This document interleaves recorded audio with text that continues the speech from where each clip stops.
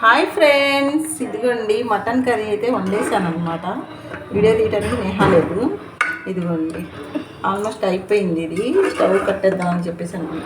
ఇంత గ్రేవీగా ఎందుకు ఉంచానంటే నేను అట్ల పిండి వేసాను అనమాట. ఇదిగోండి అట్లయితే వేస్తాను. ఈ పూటకి రైస్ అయితే వండకుండా అట్లా వేసుకొని మటన్ కర్రీ వేసుకొని తినాలని ఉంది.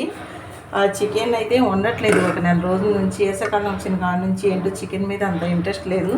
పిల్లలకు కూడా వండి పెట్టాలనిపించట్లేదు. కొంచెం పెద్ద అమ్మాయికి బాగోలేదు, ప్లస్ చికెన్ తినకూడదు అని చెప్పి అంటున్నారు. వైరల్ ఫీవర్స్ వస్తున్నాయి అంటున్నారు. ఇక మటన్ తింటే కొంచెం మంచిది కదా, చలువ చేస్తుంది అని చెప్పేసి అంటారు. అది ఎంతవరకు నిజమో కాదో కామెంట్ చేయండి.